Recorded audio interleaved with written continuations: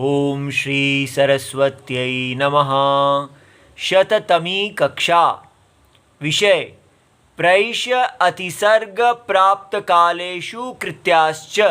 ये सूत्र जो है 33163, ये आज हम कल भी हमने देखा था। कल हमने इसकी वृत्ति बनाई थी और आज हम ये तीन शब्द प्रैष्य, अतिसर्ग और प्राप्त काल, इसके अर्थों का अर्थ देखेंगे। तो ये जो सूत्र है प्रैष्य अतिसर्ग प्राप्त कालेषु कृत्याश्च 33163, इससे पहले दो सूत्र आते हैं। विधि निमंत्रण आमंत्रण अधीष्ट संप्रश्न प्रार्थनेषु लिंग 33163, अर्थात लिंग जो प्रत्यय है वो धातु से विधि निमंत्रण आमंत्रण अधीष्ट संप्रश्न और प्रार्थना के अर्थों में होता है। और अगला सूत्र कहता है कि लोट में भी यही 6 अर्थ होते हैं। इनको हमने पिछली कक्षाओं में विस्तार से देखा है। अब यहाँ पर 3 अर्थों में और लोट कह दिया गया है कि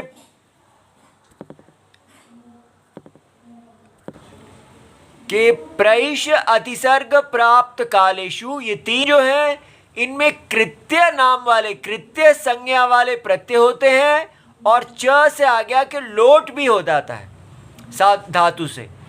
तो अभी हम कृत्य की बात नहीं करेंगे, वो कल करेंगे। आज केवल लोट देखते हैं।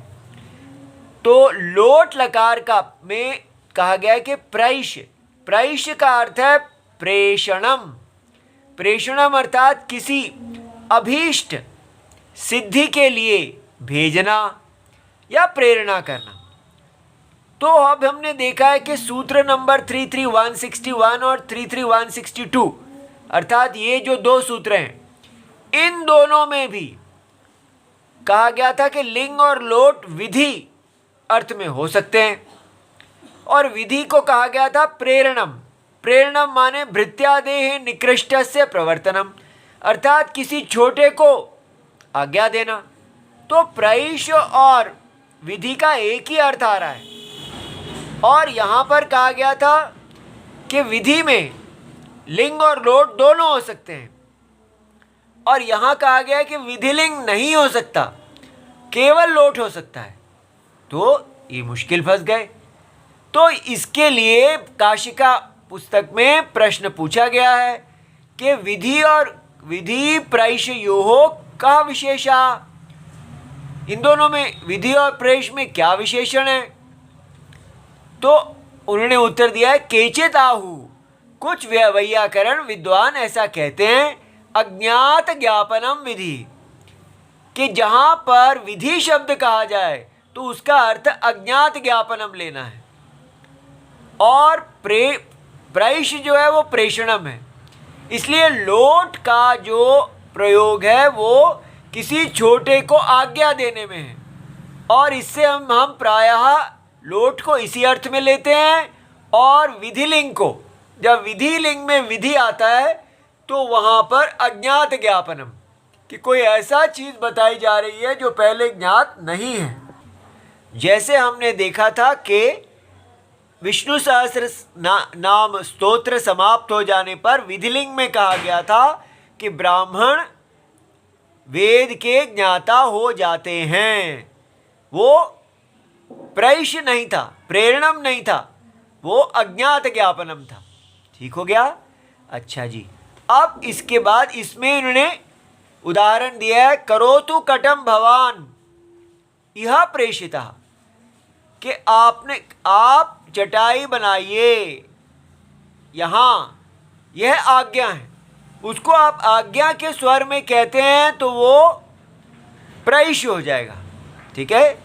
उसके बाद है अतिसर्ग।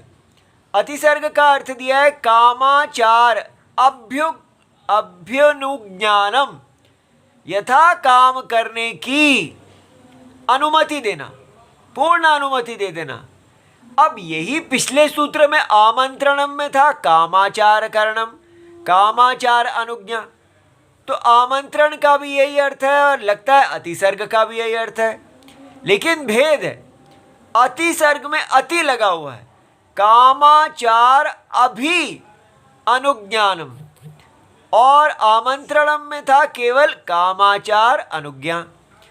तो वहां पर अर्थ लेना है कि आपने कहा, जैसे इन्होंने दिया है कि यह भवान भुंक्ताम, ये आमंत्रणम का है, आप यहां खाएं, और नहीं भी खा सकते हैं, आपकी इच्छा है, लेकिन कहा जा रहा है आप यहां खाएं। तो आपको काम, यथा काम कार्य करने की आपको छूट दे दी गई है। किंतु जब अति सर्ग कहा जाता है तो करोतु कटम भवान अतिसृष्टः, अर्थात आपको पूरी छूट दे दी गई है कि आप चटाई कैसे बनाएंगे, जैसे आपकी इच्छा है वैसे आप चटाई बनाइए। जब पूरी छूट दे दी जाती है तो विधिलिंग का प्रयोग नहीं है, केवल लोट का प्रयोग है।